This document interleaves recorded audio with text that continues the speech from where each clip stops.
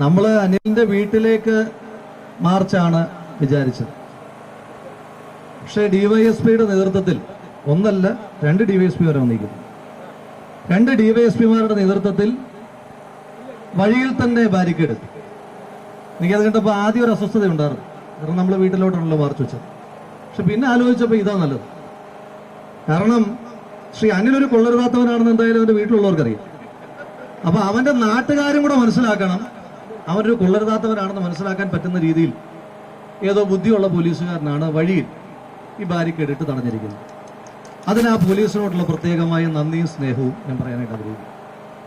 Police ഉദ്യോഗസ്ഥന്മാരോട് പറയാനായിട്ടുള്ളത്, ഏറ്റവും ഒടുവിൽ നടന്ന തുമ്പമൺ സർവീസ് സഹകരണ ബാങ്കിലേക്കുള്ള തെരഞ്ഞെടുപ്പ്, ആ തെരഞ്ഞെടുപ്പിൽ പ്രൊട്ടക്ഷൻ കോടതിയിൽ പോയി വാങ്ങും. പോലീസ് പ്രൊട്ടക്ഷൻ നമ്മൾ കോടതിയിൽ പോയി വാങ്ങും.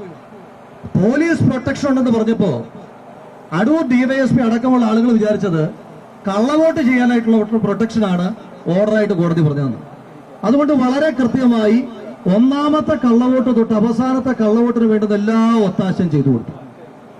അപ്പൊ ഈ കള്ളവോട്ട് ചെയ്ത് മടങ്ങിയൊരുത്തൻ കല്ലെ തട്ടി ഒന്ന് വീണു.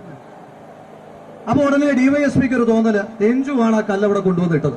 അപ്പൊ ഉടനെ കുറച്ചാളുകൾ, എന്താ അവന്റെ പേരെന്താ വിജയ്, ശ്രീരാജ് അല്ലേ, ശ്രീരാജ് എന്ന് പറയുന്ന ഒരു CPO, അവന് വല്ലാതെ ഒരു ആവേശം. അവൻ ചാടി ഇറങ്ങിപ്പോയി രഞ്ജുവിന്റെ തലയ്ക്ക് ആദ്യം അടിച്ചു. ഇന്നലെ രാത്രി എനിക്ക് പരിചയമുള്ള ജില്ലയിലെ 2 ഡിവൈഎസ്പിമാരെ എന്നെ വിളിച്ചിട്ട് പറഞ്ഞു, നമ്മള് തലക്കടിച്ചവന്റെ വീട്ടിലേക്ക് ആദ്യം തന്നെ യൂത്ത് കോൺഗ്രസിന്റെ ആറന്മുള നിയോജകമണ്ഡലം കമ്മിറ്റി അവിടേക്ക് ഒരു മാർച്ച് പ്രഖ്യാപിച്ചു. ആ മാർച്ച് പ്രഖ്യാപിച്ചപ്പോ വൈകുന്നേരം 2 ഡിവൈഎസ്പിമാരെ വിളിച്ചിട്ട് പറയുക, ആ മാർച്ച് ഒന്ന് ഒഴിവാക്കി കൊടുക്കണം എങ്ങനെയും. അപ്പൊ അടിക്കാൻ കാണിച്ച ആവേശം, അതിന്റെ റിയാക്ഷൻ ഉണ്ടാകുമ്പോ ആ ആവേശം ഇല്ല. ശ്രീരാജ് അടക്കം അനിലടക്കമുള്ള മുഴുവൻ ആളുകളോടും പറയുന്നു, ന്യൂട്ടന്റെ ചലന നിയമം ഒന്ന് ഓർത്തു വെച്ചോണം. നിങ്ങളുടെ എല്ലാ ആക്ഷനും അതിന്റെ ഒരു പടി കടക്കുന്ന റിയാക്ഷനുമായി ഈ നാട്ടിൽ കോൺഗ്രസ് പ്രസ്ഥാനം ഉണ്ടായിരിക്കുമെന്നുള്ള കാര്യത്തിൽ ഒരു തർക്കവും വേണ്ട.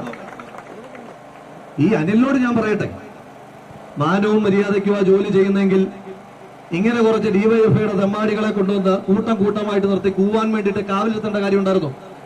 മാനവും മര്യാദയ്ക്ക് നല്ല കൂവല, നല്ല കൂവല. അവര് പഠിച്ചതല്ലേ അവർക്ക് പാടാൻ പറ്റത്തുള്ളൂ. ഈ തിയേറ്ററിലൊക്കെ സ്ഥിരമായിട്ടിരുന്ന് കൂവുന്ന യവന്മാര് കരണ്ട് പോയാൽ അപ്പ കൂവും. ഇപ്പൊ വെളിച്ചത്തിൽ അവന്മാര് കൂവി തുടങ്ങി. എന്തായാലും സന്തോഷം. ആകെ അറിയുന്നൊരു പണി ഇതാ, സംഘടനാ പ്രവർത്തനമൊന്നും അറിയത്തില്ല, രാഷ്ട്രീയ ബോധമുണ്ടോ? എന്നാൽ ആ കൂവിക്കൊണ്ടിരിക്കുന്ന ഏതെങ്കിലും ഒരുത്തനെ ഇങ്ങോട്ട് വിളിച്ചു നിർത്തിട്ട്, എന്തിനാ നിങ്ങൾ കൂവുന്നത്, എന്താ ഇവിടുത്തെ പ്രശ്നം എന്ന് ചോദിച്ചാൽ പിന്നെയും കൂവും. കാരണം കാര്യം പറയാൻ അറിയത്തില്ല, ഇത് മാത്രമേ അറിയത്തുള്ളൂ. അപ്പൊ ഞാൻ പറഞ്ഞു വന്നത്, ശ്രീ അനിൽ, നിങ്ങൾ അന്തസ്സായി ജോലി ചെയ്താൽ എന്താ കുഴപ്പം? നിങ്ങൾക്ക് കൃത്യമായി ശമ്പളം കിട്ടും. അവിടെ CPMന്റെ ജില്ലാ സെക്രട്ടേറിയറ്റ് മെമ്പർ കാവലിരിപ്പുണ്ടല്ലോ, ആ ജില്ലാ സെക്രട്ടേറിയറ്റ് മെമ്പർ പറയുന്നതല്ല നിങ്ങൾ കേൾക്കുന്നത്. ഈ നാട്ടിലെ നിയമവ്യവസ്ഥയാണ് നിങ്ങൾ പറയുന്നത് കേൾക്കുന്നതെങ്കിൽ നിങ്ങൾക്ക് അന്തസ്സായി ശമ്പളം വാങ്ങി വൈകുന്നേരം ഒരു ബാരിക്കേഡും കൂവൽ സേനയുമില്ലാതെ നിങ്ങൾക്ക് വീട്ടിൽ പോയിരിക്കാം. പക്ഷേ അന്തസ് കെട്ട പണി നടത്തിയാൽ ഇതുപോലെ 2 ഡിവൈഎസ്പിമാരുടെ നേതൃത്വത്തിൽ പോലീസ് ബന്ദോബസ്തും കൂവാൻ കാവൽക്കാരെയും ഏർപ്പാട് ചെയ്യാതെ അനിൽ ഒറ്റയ്ക്ക് വീട്ടിലേക്ക് പോകാൻ കഴിയില്ല എന്നിവിടെ വ്യക്തമാക്കുവാൻ ആഗ്രഹിക്കുക.